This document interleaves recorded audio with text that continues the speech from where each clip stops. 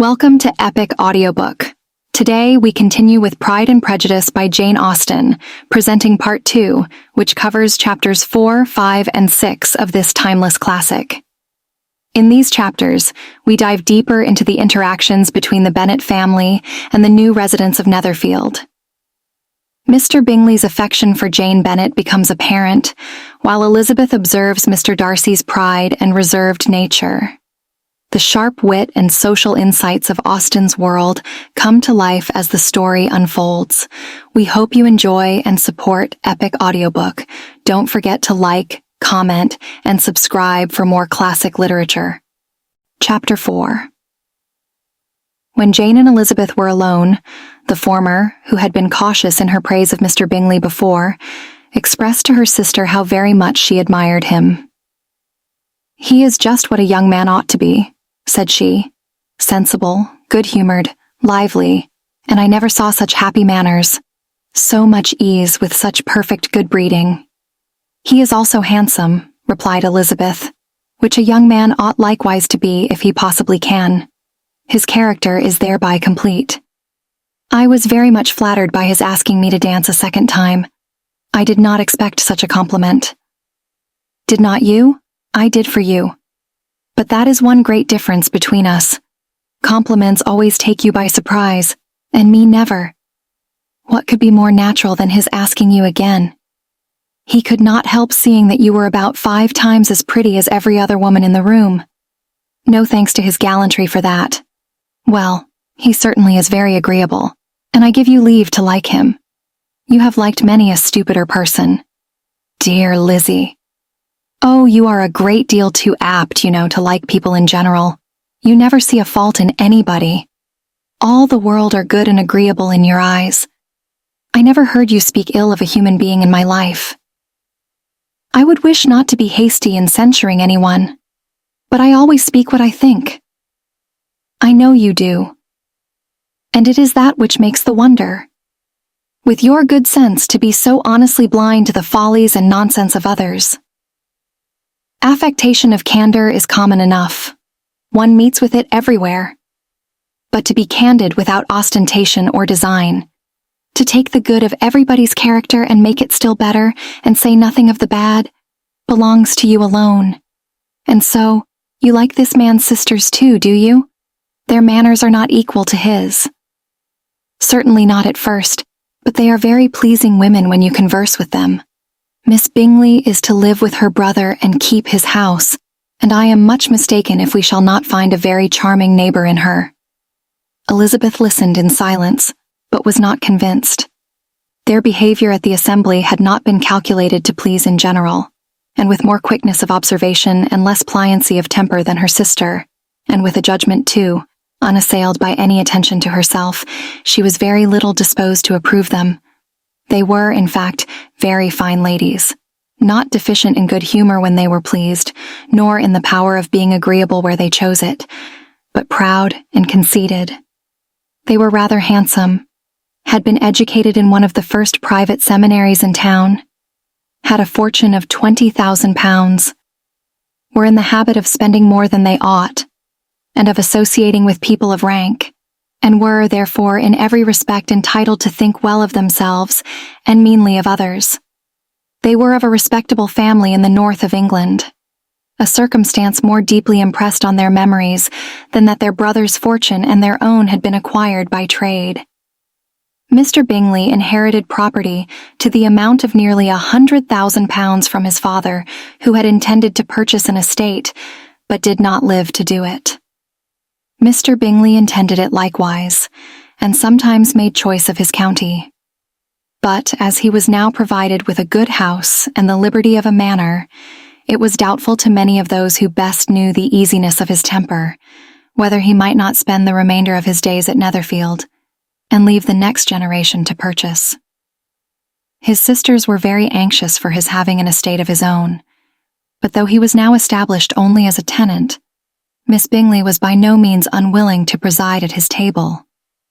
Nor was Mrs. Hurst, who had married a man of more fashion than fortune, less disposed to consider his house as her home when it suited her.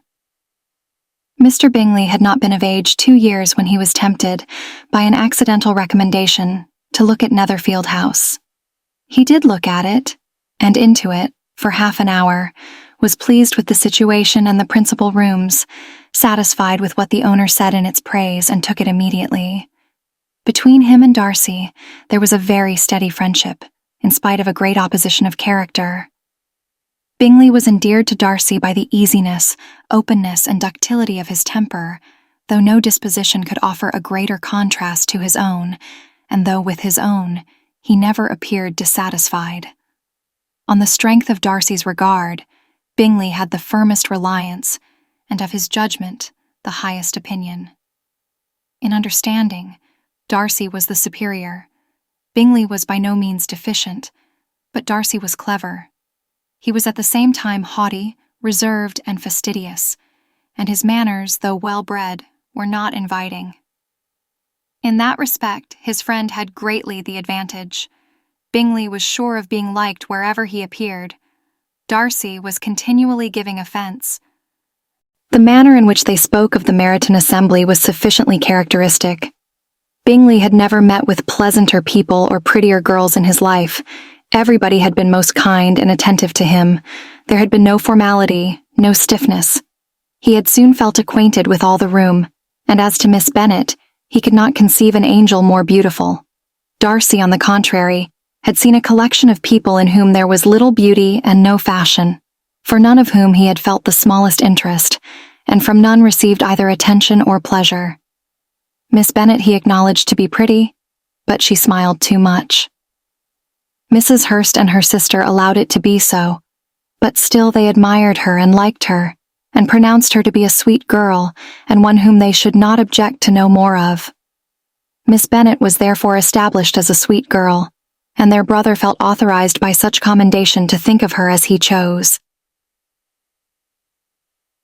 Chapter 5. Within a short walk of Longbourn lived a family with whom the Bennets were particularly intimate. Sir William Lucas had been formerly in trade in Meryton, where he had made a tolerable fortune and risen to the honor of knighthood by an address to the king during his mayoralty. The distinction had perhaps been felt too strongly. It had given him a disgust to his business and to his residence in a small market town. And quitting them both, he had removed with his family to a house about a mile from Meryton, denominated from that period Lucas Lodge, where he could think with pleasure of his own importance, and unshackled by business, occupy himself solely in being civil to all the world.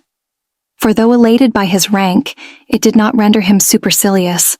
On the contrary, he was all attention to everybody. By nature inoffensive, friendly, and obliging, his presentation at St. James's had made him courteous. Lady Lucas was a very good kind of woman, not too clever to be a valuable neighbor to Mrs. Bennet. They had several children. The eldest of them, a sensible, intelligent young woman, about 27, was Elizabeth's intimate friend. That the Miss Lucases and the Miss Bennets should meet to talk over a ball was absolutely necessary. And the morning after the assembly brought the former to Longbourn to hear and to communicate. "You began the evening well, Charlotte," said Mrs. Bennet, with civil self-command to Miss Lucas. "You were Mr. Bingley's first choice." "Yes, but he seemed to like his second better." "Oh, you mean Jane, I suppose, because he danced with her twice. To be sure, that did seem as if he admired her. Indeed, I rather believe he did. I heard something about it, but I hardly know what. Something about Mr. Robinson." "Perhaps you mean what I overheard between him and Mr. Robinson. Did not I mention it to you? Mr. Robinson's asking him how he liked our Meryton assemblies, and whether he did not think there were a great many pretty women in the room, and which he thought the prettiest. And his answering immediately to the last question, 'Oh, the eldest Miss Bennet, beyond a doubt, there cannot be two opinions on that point.' Upon my word, well, that was very decided indeed. That does seem as if, but, however, it may all come to nothing, you know. My overhearings were more to the purpose than yours, Eliza," said Charlotte. "Mr. Darcy is not so well worth listening to as his friend, is he? Poor Eliza. To be only just tolerable. I beg you will not put it into Lizzie's head to be vexed by his ill treatment, for he is such a disagreeable man that it would be quite a misfortune to be liked by him. Mrs. Long told me last night that he sat close to her for half an hour, without once opening his lips. Are you quite sure, ma'am? Is not there a little mistake? Said Jane. I certainly saw Mr. Darcy speaking to her. Aye, because she asked him at last how he liked Netherfield, and he could not help answering her. But she said he seemed very angry at being spoke to. Miss Bingley told me, said Jane, that he never speaks much unless among his intimate acquaintance. With them he is remarkably agreeable. I do not believe a word of it, my dear. If he had been so very agreeable, he would have talked to Mrs. Long, but I can guess how it was. Everybody says that he is eat up with pride, and I dare say he had heard somehow that Mrs. Long does not keep a carriage and had to come to the ball in a hack chaise. I do not mind his not talking to Mrs. Long, said Miss Lucas, but I wish he had danced with Eliza. Another time, Lizzie, said her mother. I would not dance with him if I were you. I believe, ma'am, I may safely promise you never to dance with him. His pride, said Miss Lucas, does not offend me so much as pride often does, because there is an excuse for it. One cannot wonder that so very fine a young man, with family, fortune, everything in his favor, should think highly of himself. If I may so express it, he has a right to be proud. That is very true, replied Elizabeth, and I could easily forgive his pride if he had not mortified mine. Pride, observed Mary, who piqued herself upon the solidity of her reflections, is a very common failing, I believe. By all that I have ever read, I am convinced that it is very common indeed, that human nature is particularly prone to it, and that there are very few of us who do not cherish a feeling of self-complacency on the score of some quality or other, real or imaginary. Vanity and pride are different things, though the words are often used synonymously. A person may be proud without being vain. Pride relates more to our opinion of ourselves, vanity to what we would have others think of us. If I were as rich as Mr. Darcy, cried a young Lucas who came with his sisters, I should not care how proud I was. I would keep a pack of foxhounds and drink a bottle of wine every day. Then you would drink a great deal more than you ought, said Mrs. Bennet, and if I were to see you at it, I should take away your bottle directly. The boy protested that she should not. She continued to declare that she would, and the argument ended only with the visit. Chapter 6. The ladies of Longbourn soon waited on those of Netherfield. The visit was returned in due form. Miss Bennet's pleasing manners grew on the goodwill of Mrs. Hurst and Miss Bingley, and though the mother was found to be intolerable, and the younger sisters not worth speaking to, a wish of being better acquainted with them was expressed towards the two eldest. By Jane this attention was received with the greatest pleasure, but Elizabeth still saw superciliousness in their treatment of everybody, hardly accepting even her sister, and could not like them, though their kindness to Jane, such as it was, had a value as arising, in all probability, from the influence of their brother's admiration. It was generally evident, whenever they met, that he did admire her, and to her it was equally evident that Jane was yielding to the preference which she had begun to entertain for him from the first, and was in a way to be very much in love. But she considered with pleasure that it was not likely to be discovered by the world in general, since Jane united with great strength of feeling, a composure of temper, and an uniform cheerfulness of manner, which would guard her from the suspicions of the impertinent. She mentioned this to her friend Miss Lucas. It may perhaps be pleasant, replied Charlotte, to be able to impose on the public in such a case, but it is sometimes a disadvantage to be so very guarded. If a woman conceals her affection with the same skill from the object of it, she may lose the opportunity of fixing him, and it will then be but poor consolation to believe the world equally in the dark. There is so much of gratitude or vanity in almost every attachment that it is not safe to leave any to itself. We can all begin freely. A slight preference is natural enough, but there are very few of us who have heart enough to be really in love without encouragement. In 9 cases out of 10, a woman had better show more affection than she feels. Bingley likes your sister undoubtedly, but he may never do more than like her if she does not help him on. But she does help him on, as much as her nature will allow. If I can perceive her regard for him, he must be a simpleton indeed not to discover it too. Remember, Eliza, that he does not know Jane's disposition as you do. But if a woman is partial to a man and does not endeavor to conceal it, he must find it out. Perhaps he must, if he sees enough of her. But though Bingley and Jane meet tolerably often, it is never for many hours together, and as they always see each other in large mixed parties, it is impossible that every moment should be employed in conversing together. Jane should therefore make the most of every half hour in which she can command his attention. When she is secure of him, there will be leisure for falling in love as much as she chooses. Your plan is a good one, replied Elizabeth, where nothing is in question but the desire of being well married, and if I were determined to get a rich husband, or any husband, I dare say I should adopt it. But these are not Jane's feelings. She is not acting by design. As yet she cannot even be certain of the degree of her own regard, nor of its reasonableness. She has known him only a fortnight. She danced 4 dances with him at Meryton. She saw him one morning at his own house, and has since dined in company with him 4 times. This is not quite enough to make her understand his character. Not as you represent it. Had she merely dined with him, she might only have discovered whether he had a good appetite, but you must remember that 4 evenings have been also spent together, and 4 evenings may do a great deal. Yes, these 4 evenings have enabled them to ascertain that they both like vingt better than commerce, but with respect to any other leading characteristic, I do not imagine that much has been unfolded. Well, said Charlotte, I wish Jane success with all my heart, and if she were married to him tomorrow, I should think she had as good a chance of happiness as if she were to be studying his character for a 12-month. Happiness in marriage is entirely a matter of chance.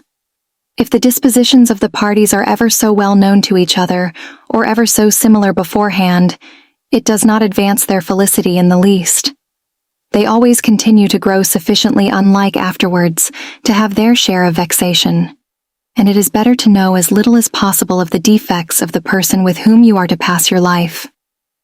You make me laugh, Charlotte, but it is not sound.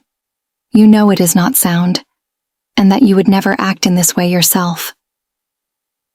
Occupied in observing Mr. Bingley's attention to her sister, Elizabeth was far from suspecting that she was herself becoming an object of some interest in the eyes of his friend. Mr. Darcy had at first scarcely allowed her to be pretty. He had looked at her without admiration at the ball, and when they next met, he looked at her only to criticize. But no sooner had he made it clear to himself and his friends that she had hardly a good feature in her face than he began to find it was rendered uncommonly intelligent by the beautiful expression of her dark eyes. To this discovery succeeded some others equally mortifying. Though he had detected with a critical eye more than one failure of perfect symmetry in her form, he was forced to acknowledge her figure to be light and pleasing, and in spite of his asserting that her manners were not those of the fashionable world, he was caught by their easy playfulness. Of this she was perfectly unaware. To her, he was only the man who made himself agreeable nowhere, and who had not thought her handsome enough to dance with. He began to wish to know more of her, and, as a step towards conversing with her himself, attended to her conversation with others. His doing so drew her notice. It was at Sir William Lucas's, where a large party were assembled. "What does Mr. Darcy mean," said she to Charlotte, "by listening to my conversation with Colonel Forster? That is a question which Mr. Darcy only can answer. But if he does it any more, I shall certainly let him know that I see what he is about. He has a very satirical eye, and if I do not begin by being impertinent myself, I shall soon grow afraid of him." On his approaching them soon afterwards, though without seeming to have any intention of speaking, Miss Lucas defied her friend to mention such a subject to him, which immediately provoking Elizabeth to do it, she turned to him and said, Did not you think, Mr. Darcy, that I expressed myself uncommonly well just now when I was teasing Colonel Forster to give us a ball at Meryton? With great energy, but it is a subject which always makes a lady energetic. You are severe on us. It will be her turn soon to be teased, said Miss Lucas. I am going to open the instrument, Eliza, and you know what follows. You are a very strange creature by way of a friend, always wanting me to play and sing before anybody and everybody. If my vanity had taken a musical turn, you would have been invaluable. But as it is, I would really rather not sit down before those who must be in the habit of hearing the very best performers. On Miss Lucas's persevering, however, she added, Very well. If it must be so, it must. And gravely glancing at Mr. Darcy, there is a very fine old saying which everybody here is of course familiar with. Keep your breath to cool your porridge, and I shall keep mine to swell my song. Her performance was pleasing, though by no means capital. After a song or two, and before she could reply to the entreaties of several that she would sing again, she was eagerly succeeded at the instrument by her sister Mary, who, having, in consequence of being the only plain one in the family, worked hard for knowledge and accomplishments, was always impatient for display. Mary had neither genius nor taste, and though vanity had given her application, it had given her likewise a pedantic air and conceited manner, which would have injured a higher degree of excellence than she had reached. Elizabeth, easy and unaffected, had been listened to with much more pleasure, though not playing half so well. And Mary, at the end of a long concerto, was glad to purchase praise and gratitude by Scotch and Irish airs, at the request of her younger sisters, who with some of the Lucases, and 2 or 3 officers, joined eagerly in dancing at one end of the room. Mr. Darcy stood near them in silent indignation at such a mode of passing the evening, to the exclusion of all conversation, and was too much engrossed by his own thoughts to perceive that Sir William Lucas was his neighbour, till Sir William thus began. What a charming amusement for young people this is, Mr. Darcy. There is nothing like dancing after all. I consider it as one of the first refinements of polished societies. Certainly, sir, and it has the advantage also of being in vogue amongst the less polished societies of the world. Every savage can dance. Sir William only smiled. Your friend performs delightfully, he continued after a pause on seeing Bingley join the group. And I doubt not that you are an adept in the science yourself, Mr. Darcy. You saw me dance at Meryton, I believe, sir. Yes, indeed, and received no inconsiderable pleasure from the sight. Do you often dance at St. James's? Never, sir. Do you not think it would be a proper compliment to the place? It is a compliment which I never pay to any place if I can avoid it. You have a house in town, I conclude? Mr. Darcy bowed. I had once some thoughts of fixing in town myself, for I am fond of superior society. But I did not feel quite certain that the air of London would agree with Lady Lucas. He paused in hopes of an answer, but his companion was not disposed to make any. And Elizabeth at that instant moving towards them, he was struck with the notion of doing a very gallant thing, and called out to her, My dear Miss Eliza, why are not you dancing? Mr. Darcy, you must allow me to present this young lady to you as a very desirable partner. You cannot refuse to dance, I am sure, when so much beauty is before you. And taking her hand, he would have given it to Mr. Darcy, who, though extremely surprised, was not unwilling to receive it, when she instantly drew back, and said with some discomposure to Sir William, Indeed, sir, I have not the least intention of dancing. I entreat you not to suppose that I moved this way in order to beg for a partner. Mr. Darcy, with grave propriety, requested to be allowed the honour of her hand, but in vain. Elizabeth was determined, nor did Sir William at all shake her purpose by his attempt at persuasion. You excel so much in the dance, Miss Eliza, that it is cruel to deny me the happiness of seeing you, and though this gentleman dislikes the amusement in general, he can have no objection, I am sure, to oblige us for 1/2 hour. Mr. Darcy is all politeness, said Elizabeth, smiling. He is indeed, but considering the inducement, my dear Miss Eliza, We cannot wonder at his complacence, for who would object to such a partner? Elizabeth looked archly and turned away. Her resistance had not injured her with the gentleman, and he was thinking of her with some complacency when thus accosted by Miss Bingley. "I can guess the subject of your reverie." "I should imagine not. You are considering how insupportable it would be to pass many evenings in this manner, in such society, and indeed I am quite of your opinion. I was never more annoyed. The insipidity, and yet the noise, the nothingness, and yet the self-importance of all these people. What would I give to hear your strictures on them? Your conjecture is totally wrong, I assure you. My mind was more agreeably engaged. I have been meditating on the very great pleasure which a pair of fine eyes in the face of a pretty woman can bestow." Miss Bingley immediately fixed her eyes on his face, and desired he would tell her what lady had the credit of inspiring such reflections. Mr. Darcy replied with great intrepidity, "Miss Elizabeth Bennet." "Miss Elizabeth Bennet," repeated Miss Bingley. "I am all astonishment. How long has she been such a favorite? And pray when am I to wish you joy?" "That is exactly the question which I expected you to ask. A lady's imagination is very rapid. It jumps from admiration to love, from love to matrimony in a moment. I knew you would be wishing me joy. Nay, if you are so serious about it, I shall consider the matter as absolutely settled. You will have a charming mother-in-law indeed, and of course she will be always at Pemberley with you."